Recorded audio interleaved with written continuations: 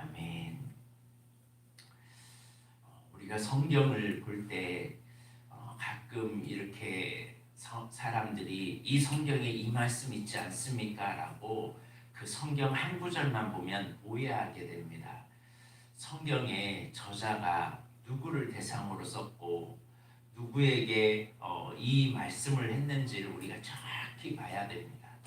성경에 보면 좀 헷갈리는 말씀들이 좀 있어요. 구원은 그냥 입으로만 해도 구원을 얻는다라고 하는 것도 있지만은 그러지 않고 정말 아주 적나라하게 심판에 대한 말씀이 나옵니다. 믿음이 초신자들에게는요 구원을 아주 기분 좋게 이야기를 해요. 왜냐하면 초신자에게 당신 예수 안 믿으면 지옥 가, 그렇게 믿으면 큰일 나, 그러면 뭐야 당신 그러면서 막 뭐라고 하잖아요. 그런데 신앙생활이 어느 정도 되고 하나님이 어떤 분인 줄 아는데 그런 분이 함부로 예수님을 믿으면 어떻게 되는지에 대해서는 정확히 알려줘야 되잖아요. 그게 바로 마태복음이에요. 마태복음을 읽어보면요 유대인을 대상으로 쓴 책입니다. 유대인으로 대상으로 썼다는 것은 어느 정도 하나님이 어떤 분인지는 알고 그리스도가 어떤 분인지 어느 정도 아는 사람들이에요. 히브리서도 그렇고 요한계시록도 그렇고 성경에 보면 아주 적나라하게 이야기하거든요. 근데 우리는 그런 데에 초점을 두고 맞춰야 되는데 사람들은 그거 아니라고, 하나님의 은혜의 하나님이라고 초신자에게 맞춰주었던 그 은혜를 붙잡고 살아가요. 요한복음이나 또 누가복음 이방인을 대상으로 쓴 책이거든요. 요한복음은 이제 막 신앙을 시작하고 있는 사람들에게 그리스도가 누군지 이방인들에게 알려주기 위한 저자의 목적이 있다는 사실입니다. 근데 마태복음은 하나님이 누군지를 정확하게 아는 사람들에게 말씀해주고 있기 때문에 천국에 대한 부분을 더 적나라하게 말씀해요. 그러니까 사실 예수님이 이 사복음서 중에 제일 많이 천국을 언급한 책이 어디냐? 바로 마태복음이에요. 그러면 하나님의 나라가 어떤 곳인지 누가 들어가는지를 우리가 알 수 있잖아요. 자, 하나님의 나라를 이야기하면서 하나님의 이 마태복음 18장은 천국에서 누가 크냐라는 질문으로 시작됐다고 했잖아요. 천국에서 누가 크냐라고 하면서 천국은 어린아이 같은 사람이 들어간다라는 것을 말씀하면서 이제 주님은 무슨 말씀을 하냐면 21절에 용서하지 않는 사람, 미워하면서 살아가는 사람 절대 천국 못 들어간다 이 말이에요. 이것을 요한이 썼던 요한이 뭐라고 말씀하냐면 요한복음엔 믿음으로 말미암아 구원을 얻지만 같은 요한이 썼던 요한일서에는 네가 사랑하지 않으면 아직 너 생명 안에 있는 게 아니라 넌 사망 안에 머물러 있어. 네가 진짜 복음을 몰라서 그래. 이 말을 하는 거예요. 그래서 제자들이 또 질문을 하죠. 예수님께. 예수님, 사람이 내게 범죄하면 내가 몇 번이나 용서해야 됩니까? 라는 말을 해요. 우리는 3세파는 용서하잖아요. 그래. 내가 나에게 했으면 내가 한 3세파는 내가 용서한다. 근데 베드로는 조금 더 나아가서 7번까지면 되겠습니까? 저 사람이 내게 잘못한 한 7번 정도면 괜찮겠죠? 라고 말해요. 그랬더니 예수님께서는 7번뿐이 아니라 7번을 70번까지라도 할지니라. 무슨 말이에요? 무한정 용서라는 거예요. 무한정. 7은 완전수거든요. 완전하게 완전한 용서를 해주라는 뜻입니다. 그리고 나서 비유를 하나 들어요. 이 천국은 어떤 곳인 줄 아니? 천국은 마치 1만 달란트 빚진 사람과 같아요. 자, 어떤 사람이 10,000달란트를 빚졌어요. 한 달란트가 보통 우리나라의 계산을 하면 2억 5천 정도 됩니다. 요즘 그 통용되는 화폐로 계산하면, 그러니까 5달란트, 2달란트, 1달란트 받은 자가 받은 것이 1달란트 받은 자가 적은 돈이에요, 많은 돈이에요? 2억 5천 정도면 좀 많죠. 그 정도로 사업하면 웬만한 사업할 수 있겠죠. 근데 이걸 땅에 감추었다는 거죠. 근데 여기서 말하는 1만 달란트면 가격으로 셀 수 있어요, 없어요? 이건 도저히 갚을 수 없는 돈이에요. 그러니까 임금이 이렇게 도저히 갚을 수 없는 한 사람이 빚진 거를 보고, 야, 너 돈 갚아. 너 돈 갚지 않으면, 너 갚을 것이 없으면 너희 몸, 아내, 자식 모든 소유 다 팔아 갚게 해라. 그래도 갚지 못해. 평생 일해도 갚지 못하는 돈이 1만 달란트 이 돈이에요. 그러니까 이 종이 엎드려서 간청을 합니다. 하나님, 임금님 용서하여 주옵소서. 제발 참아주십시오. 제 아들, 제 딸, 제 아내, 우리 집 이렇게 하면 우리 큰일 납니다. 막 엎드려서 막 비는 겁니다. 너무나 그 비는 것이 너무나 간절하고 너무나 불쌍하니까 불쌍히 여기서 놓아줬단 말이에요. 1만 달란트를 빚진 사람을 이렇게 놓아줬는데 이 사람이 돌아가면서 자기에게 얼마 빚진 사람이냐면 100데나리온이에요. 1데나리온은 하루 한 사람이 하루 품삯이에요. 그러니까 요즘에 한 10만 원 번다면 100데나리온이면 한 1000만 원 정도 되나요? 그죠? 예, 1000만 원 정도 한 요즘으로 환산하면 하루 뭐 일당이 한 15만 원 되니까 한 1,500만 원 정도 빚졌다고 생각해 봅시다.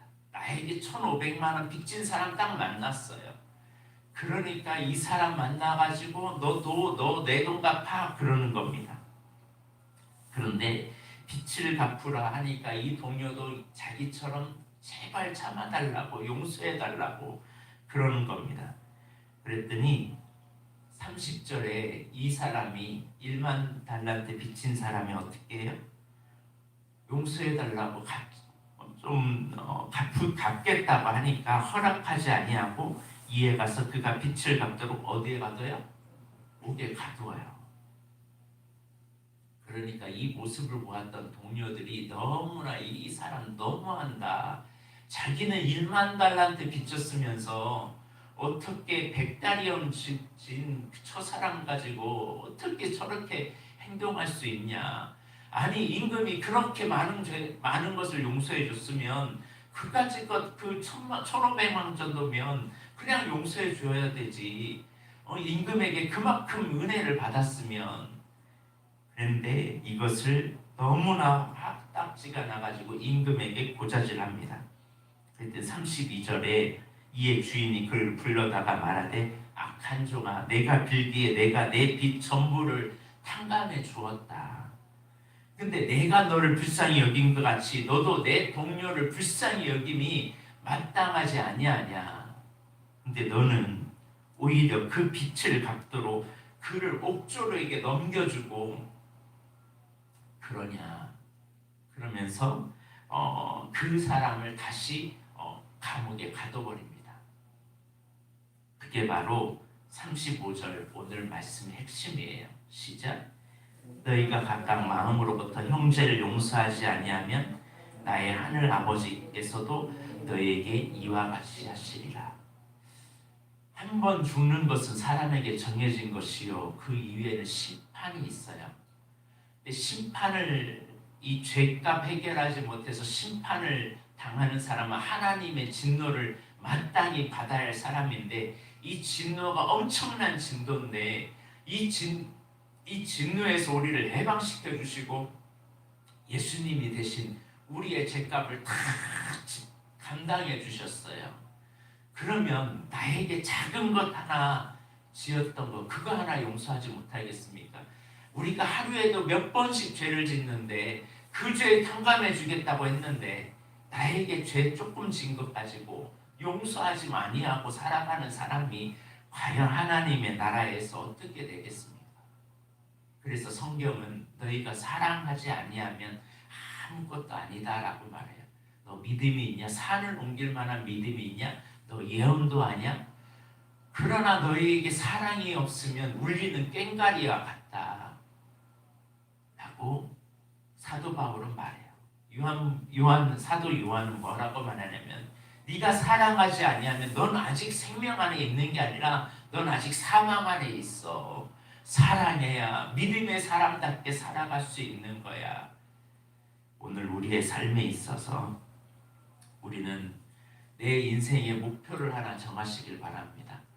제가 성경 공부를 하면서 제가 예전 교회에서는 유언장을 쓰라고 했어요. 유언장을. 제가 성경 공부를 많이 이렇게 몇 번 이렇게 가르치면서 유언장을 쓴 사람만 해도 엄청난 숫자인데 유언장을 다 쓰라고 하니까요. 다 쓰는 말 중에 반드시 들어가는 말이 있더라고요. 미안해라는 말이에요. 미안하다는 말이 얼마나 많은지 몰라요. 사랑하지 못한 것 때문에 얼마나 미안한지 그것 때문에 유언장이 다 들어가더라고요. 우리의 인생은요, 마지막 끝날 때 보면요, 다 무슨 말이 나오냐면요, 사랑하지 못해서 미안하다는 거예요. 용서하지 못해서 미안하다는 거예요. 내가 당신 잘해주지 못해서 미안해. 내 자녀에게 함부로 했던 것 미안해. 이게 막 나와요. 막 나와요. 여러분도 저 거짓말인지 오늘 한번 유언장 한번 써보십시오. 그러면 내 원수 같은 남편도요, 왠지 미안해져요. 내가 좀만 더 잘할 걸 이렇게 껄이 나오더라고요. 오늘 이 1만 달란트 비유를 통해서 우리를 통해서 다시 한번 점검해보고 우리 주변에 있는 사람들, 내가 용서하지 못한 사람들, 나는 주님으로부터 더 큰 용서를 받았습니다. 그렇다면 용서 못할 죄가 어디 있겠습니까? 용서 못할 사람이 어디 있겠습니까? 우리 용서하며 삽시다. 어떤 사람이든 품읍시다. 원수 어떻게 하라고요? 원수 미워하라고 되어 있나요? 원수 사랑하라고 되어 있나요?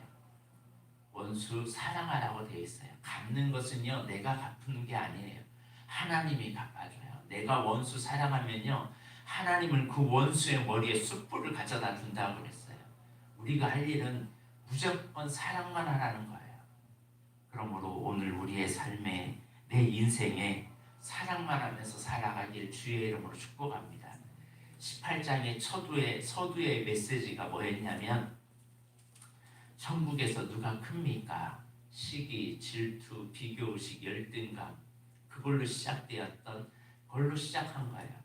사단은 사람의 마음에 시기, 질투, 경쟁심, 이 비교의식을 주면서 서로 사랑하지 못하게 만들어요.